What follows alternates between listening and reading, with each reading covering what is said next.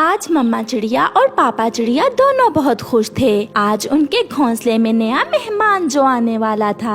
मुझे अंडे से बच्चे की आवाज सुनाई दे रही है। आज हमारा बच्चा अंडे से बाहर निकल आएगा। आप जल्दी से अपने आने वाले बच्चे के लिए कोई मीठा और नरम फल ढूंढ कर ले आए। मैं अभी मीठा फल लेकर आता हूँ, मैं जल्द आ जाऊँगा। फिर पापा चिड़िया अपने आने वाले बच्चे के लिए मीठा फल लेने चला जाता है। पापा चिड़िया तो खुशी से पागल हो रहा था।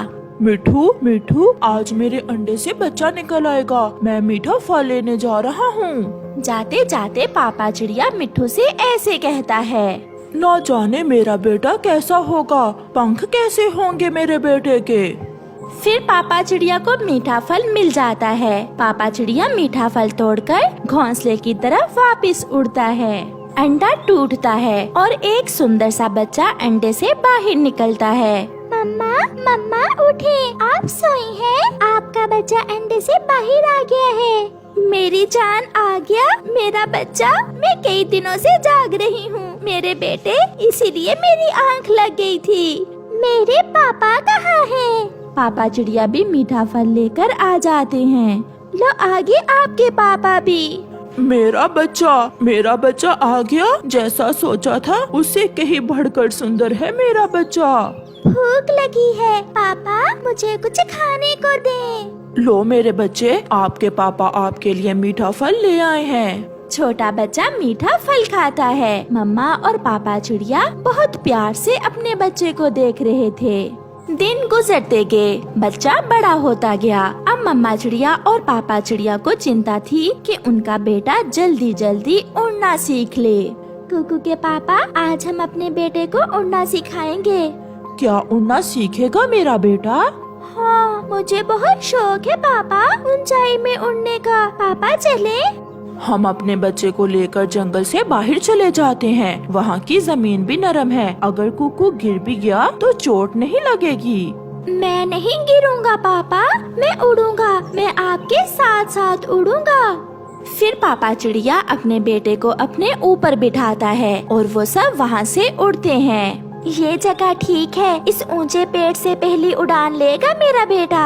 कुकू बेटा, अपने पंख आहिस्ता आहिस्ता हिलाते रहना और गिरने लगो तो अपने पंख फैला लेना। ऐसे चोट नहीं लगेगी मेरे बेटे को। अब मैं उड़ूं पापा? हाँ मेरे बच्चे।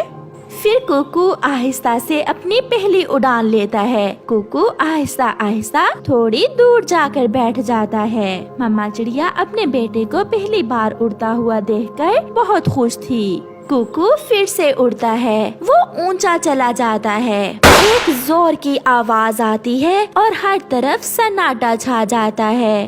कुकू के पापा, मेरे कुकू को किसी ने मार दिया है। ये आवाज बंदूक की थी। रोते हुए मम्मा और पापा भागते हैं। उसके छोटे से शरीर में जितना भी खून था सब निकल चुका था। डरे हुए मम्मा और पापा चिड़िया करीब ही एक पेड़ पर बैठे रो रहे थे। मेरा निशाना ठीक लगा, अब तो मैं हवा में भी शिकार कर सकता हूँ। जालिम शिकारी, क्या मिला तुम्हें मेरे बच्चे की जान लेकर? क्या मिला? आज हमारे बेटे ने पहली उड़ान ली थी और तुमने उसे पहली उड़ान में ही मार दिया। शिकारी का काम शिकार करना है। हम शिकारी छोटा या बड़ा पक्षी नहीं देखते।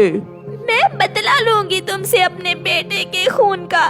मैं अपने बेटे के खून के एक एक कतरे का हिसाब लूंगी। जालिम शिकारी, तुम बहुत बुरे हो। इंसान हमेशा बुरे होते हैं। रोते हुए मम्मा और पापा खाली हाथ वापस घर लौट जाते हैं। जैसे उस जालिम ने हमें रुलाया, मैं भी उसे ऐसे ही रुलाऊंगी। मैं अपने बेटे का बदला लूंगी उस जालिम से। हम कमजोर पक्षी और वो ताकतवर इंसान, हम क्या कर सकते हैं उसका? पक्षी कमजोर हो सकता है, मगर एक माँ कभी कमजोर नहीं होती। पापा चिड़िया को ऐसे लग रहा था जैसे उसकी पत्नी पागल हो गई है। फिर दूसरे दिन चिड़िया गोरी कौवी के पास जाती है। गोरी बहन, क्या आपको जंगल में आने वाले शिकारी के घर का पता मालूम है?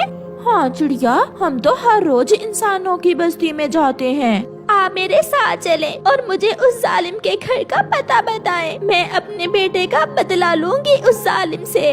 मगर चिड़िया बहन, हम कमजोर हैं। मैं कमजोर नहीं हूँ, आप मेरे साथ चलें। फिर गोरी कौवी चिड़िया को साथ लेकर शिकारी के घर की तरफ जाती है। वो रहा, वो है सामने शिकारी का घर। चिड़िया को पता बताकर गोरी वापस चली जाती है। चिड़िया शिकारी के घर में जाकर एक पेड़ पर छुपकर बैठ जाती है। मेरा मुन्ना कितना अच्छा है। शिकारी, बड़ा होकर शिकारी बनेगा मेरा मुन्ना मेरी तरह।